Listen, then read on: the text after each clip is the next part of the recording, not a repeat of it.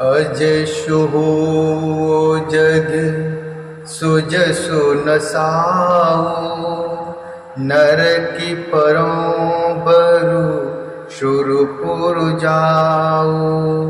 सब दुख दुसह सहावहु मोही, लोचन ओटे रामु जन होही।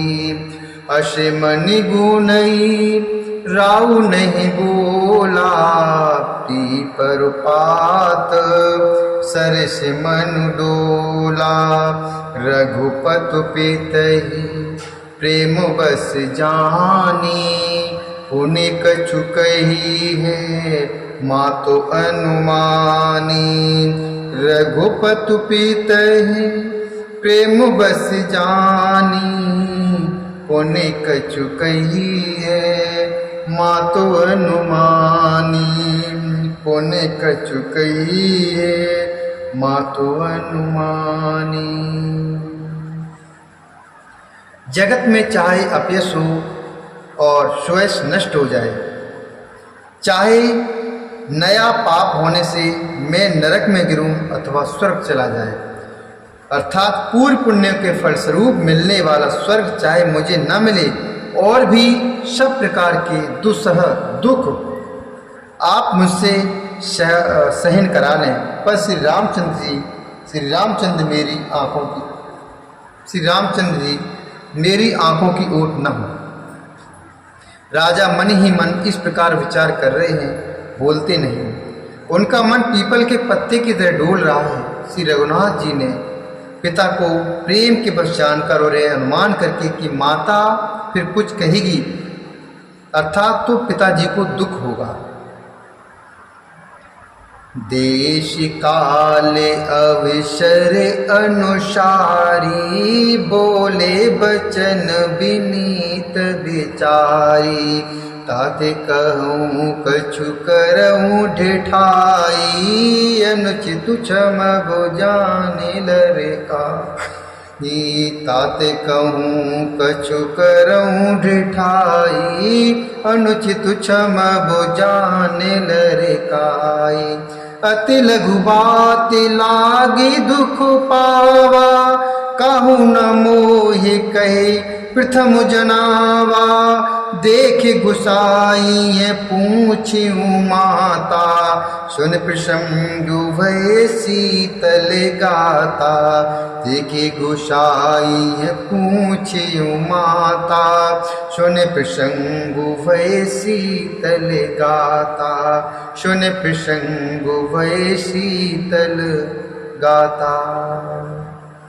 देश काल और अवसर के अनुकूल विचार कर विनीत वचन कहे, हे तात, मैं कुछ कहता हूँ या ढिठाई करता हूँ, इस अनौचित्य को मेरी बाल्यावस्था समझकर क्षमा कीजिएगा।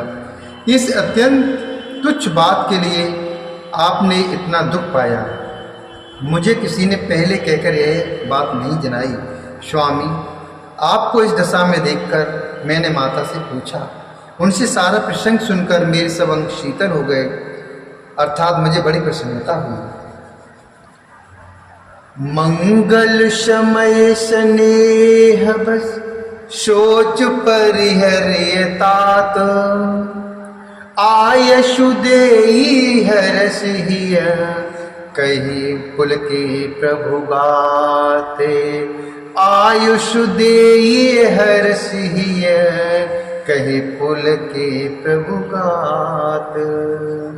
हे पिताजी, इस मंगल के समय स्नेहवश होकर सोच करना छोड़ दीजिए और हृदय में प्रसन्न होकर मुझे आज्ञा दीजिए। यह कहते हुए प्रभु श्री रामचंद्र जी सर्वांग पुलकित हो गए।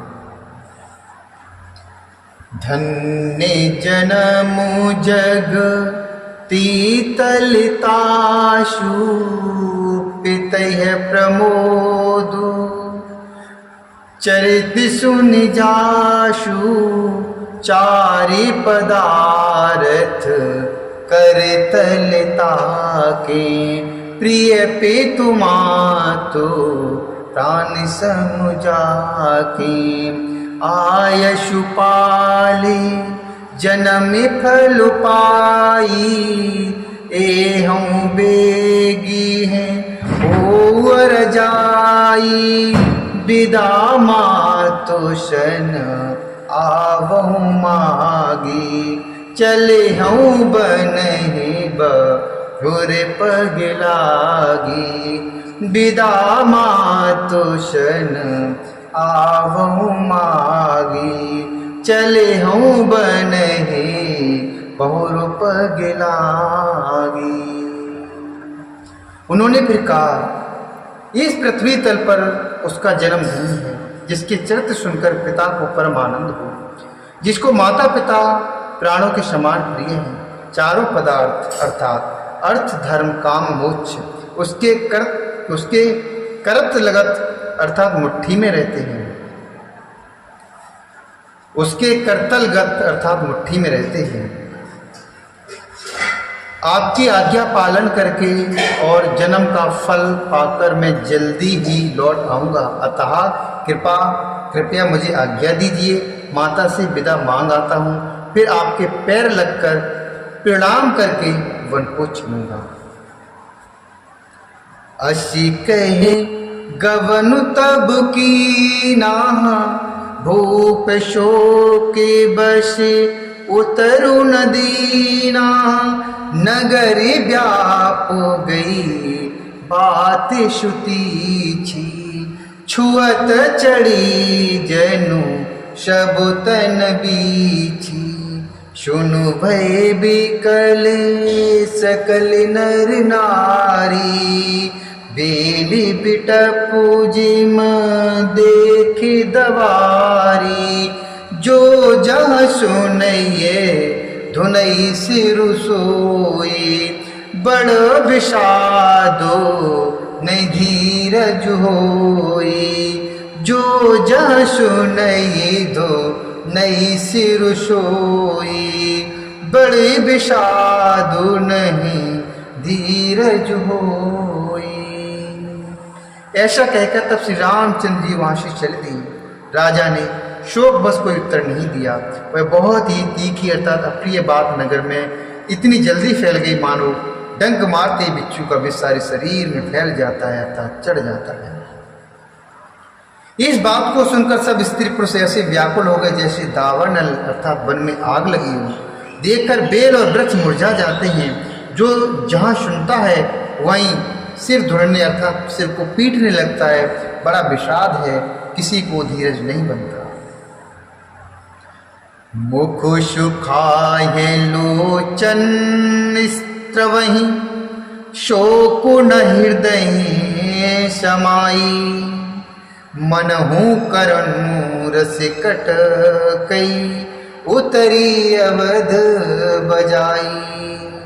मनहु करुण रस कट कई, उतरी अवध बजाई। सबके मुख सूख जाते हैं, आंखों से आंसू बहते हैं। शोक हृदय में नहीं समाता, मानो करुणा रस की सेना अवध पर डंका बजाकर उतर आई हो।